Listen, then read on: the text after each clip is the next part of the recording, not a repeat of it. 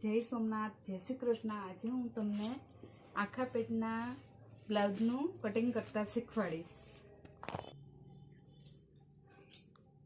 सौथी पहला लंबाईनु माप लेशुं, उपरथी 1 इंच वधारशुं अने आ ब्लाउजमां आगळथी माप लेवामां आवे छे अने आ पट्टानुं छे ने ए अलगथी माप लेवानुं होय छे, एटले आ 15 माप लेशुं लंबाईनुं। आ रीते आपणे राखशुं 15। पछी आपणे शोल्डरनुं माप लेशुं। पेलुं बटन बंद करीने 1 इंच वधारवानुं शोल्डरमां। 14 छे तो एना अर्धा करवाना 7, तो अहीं आपणे 7 राखशुं। त्यार पछी आपणे अर्धा शोल्डरनुं माप लेशुं, एमां 1 इंच वधारशुं।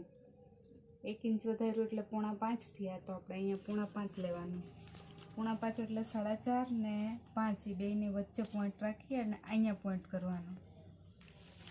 एना पछी आपणे गळानी लंबाईनुं माप लेशुं। गळानी लंबाई आगळ ने पाछळ बंनेनी अलग अलग लेवानी होय छे। पहेला आगळनी लेशुं, ते 4 छे ए पहेला अहींया 4 राखी देवानुं अने पाछळनी लंबाई आ रीते लेशुं। आ केटलुं छे 2, तो अहींया 2 राखशुं आपणे।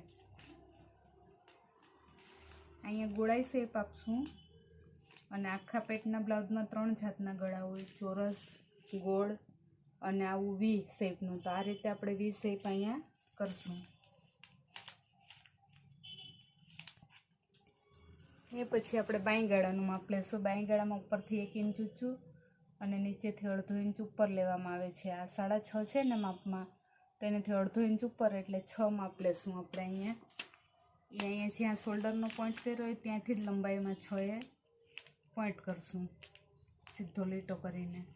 पछी आपणे छाती पહોळाईनुं माप लेशुं, एमां 3 इंच वधारशुं। आ केटलुं आव्युं 23.5, तो आपणे 24 पण लई शकीए। 24 ना 2 भाग करीए एटले केटला थाय 12।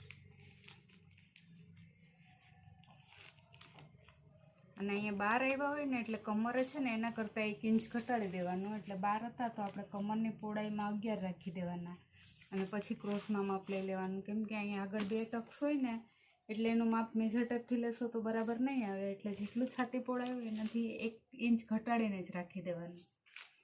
ત્યાર પછી આ બાંયગાળાનું શેપ કઈ રીતે આપવાનો, આ 6 છે તો એના અડધા 3 કરવાના અને અહીંયા છાતી પહોળાઈ બાજુનો પોઈન્ટ હોય ત્યાં 5 છે તો એના અડધા 2.5 करवाना। पछी अहींयाथी 1 इंचनो पॉइंट कर देवानो, 1.5 इंचनो पॉइंट करवानो, एटले आ 12नो गाळो आवी गयो, बाई गाळो अने आ 1.5 इंचनो अने आनेथी 1.5 इंच अंदर पॉइंट करीने आम गोळाई शेप आपवानी, एटले आपणे आगळनो भागनो ए शेप आवी गयो बाई गाळानो। आ आपणुं आखा पेटना ब्लाउजनुं कटिंगनुं उपरनो कोठानुं माप थई गयुं। आ पट्टानुं माप पछी आपणे अलगथी मापीने करवानुं रहेशे। हवे हुं बाईनुं माप लेता शीखवाड़ीश। हवे आपणे बाईनुं माप लेशुं। बाईनुं माप लेवा माटे सौथी पहेला लंबाईनुं माप लेवामां आवे छे, जेमां लंबाई 2 इंच वधारे राखवामां आवशे 10, कारण के आ पट्टी छे ने ए पोળી राखवानी होय छे 1.5 इंच जेटली, એટલે આપણે એનું 1.5 એનું વધારવાનું, ઉપરથી થોડુંક સિલાઈમાં જાય એટલે આપણે 2 इंच લંબાઈમાં વધારશું। અહીં આપણે 10 રાખશું। લંબાઈનું માપ લીધા પછી આપણે આ નીચેની પહોળાઈનું માપ લેશું। નીચેની પહોળાઈનું માપ લેવા માટે 1.5 इंच વધારવામાં આવશે 7, તો અહીંયા 7 રાખશું આપણે। ત્યાર પછી આપણે સાઈડનું માપ લેશું, એમાં આપણે 1.5 इंच વધારશું 6.5, તો અહીંયા 6.5નું માપ પોઈન્ટ કરશું।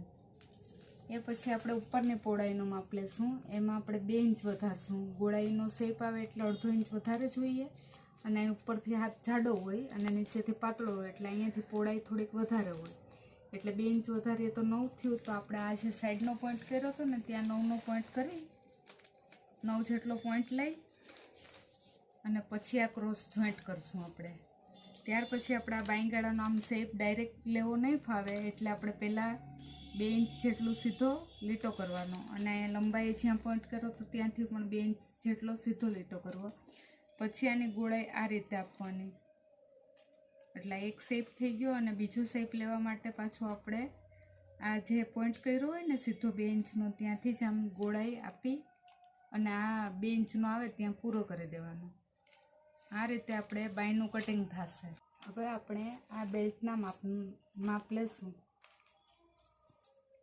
આ બેલ્ટ છે ને એ એના ખિસ્સા માટેનો ખાસ હોય છે, જેમાં આગળથી આવી રીતે નાનું ખિસ્સું કરી અને અંદર આખો મોટો પોકેટ બની જાય છે. અને અહીંયાથી આ ડાબી બાજુએ છે ને એ નાનું ખિસ્સું બનાવવામાં આવે છે. આને આપણે માપ પહેલાં લંબાઈનું લેશું અને પછી પહોળાઈનું લેશું. બેલ્ટની લંબાઈનું માપ આવી રીતે આપણે બંધ ઘડી રાખીને કરશું, એટલે અહીંયાથી આપણે 1 ઇંચ વધારશું. બે બાજુથી પટ્ટીમાં અડધો ઇંચ જાય ને એટલે આ 5 છે તો એ બેલ્ટ આપણે ખુલે ને તો 10નો થઈ જાય. એટલે આ રીતે આપણે બંધ ઘડી કરી દઈશું.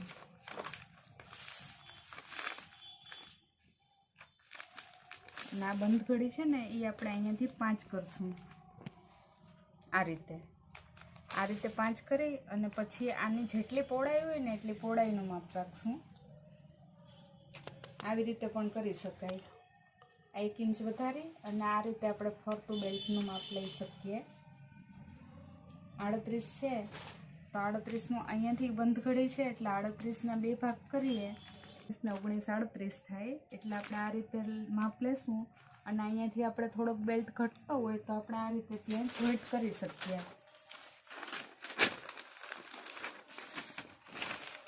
આ રીતે જોઈન્ટ આપણે કરી દેવાનો.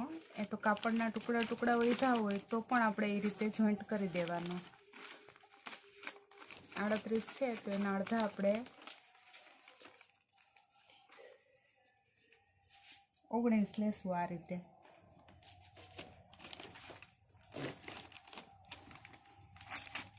અહીંયાથી આપણે પછી આ ખુલ્લું રહીને કટ સીવીએ ત્યારે તો અહીંયાથી પોકેટ બની જાય.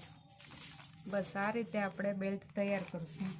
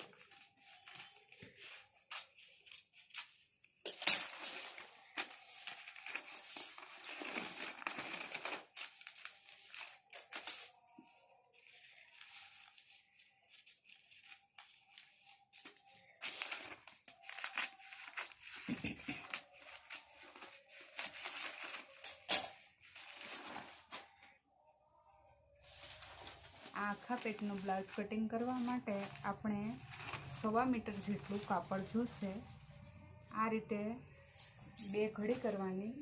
આમ આ રીતે કપડાની 2 ઘડી કરી અને પછી આપણે કટિંગ ગોઠવશું.